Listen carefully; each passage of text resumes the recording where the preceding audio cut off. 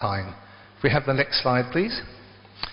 Right, if you search the internet, you can find plenty of stories about him or them. One St. Valentine was supposedly a Roman priest who performed secret weddings against the wishes of the authorities in the 3rd century. He healed a nobleman's blind daughter, causing the whole household to convert to Christianity. Now, you and I think that's a good idea, but no, it sealed his fate. And before being executed on February the 14th, he sent the girl a note signed, "Your Valentine." This is the inspiration for the Valentine card, of course. But some accounts say another saint named Valentine during the same period was the Bishop of Terni, northern Italy. He was also credited with secret weddings and also was martyred via beheading on February the 14th. Okay, next slide. Now, unfortunately, for anyone hoping for a tidy, romantic backstory to the holiday, scholars say there's very little basis for these accounts.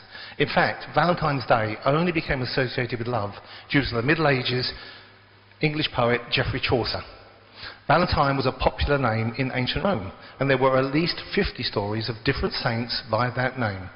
But the earliest surviving accounts of the 2 February 14 Valentines have a lot in common, making them the best candidates.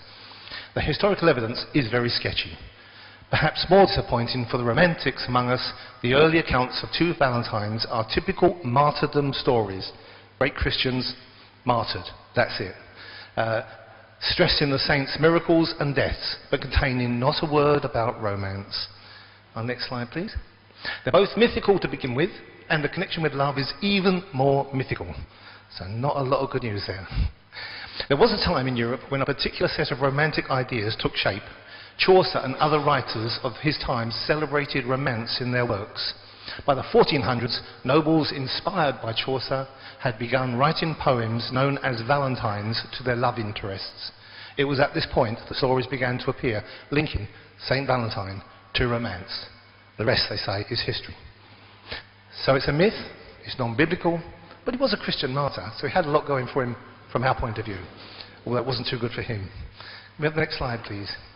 However, although St. Valentine and his association with romance may be a myth, but the matter of love is very real. There's nothing mythical there. Love is the greatest gift God has given us. And it's love that we're going to cover today. We have the next slide, please. The New Testament Bible mentions love in the Greek language in 4 different contexts. Storge, which I can't stop saying in the Norwegian accent, I don't know why.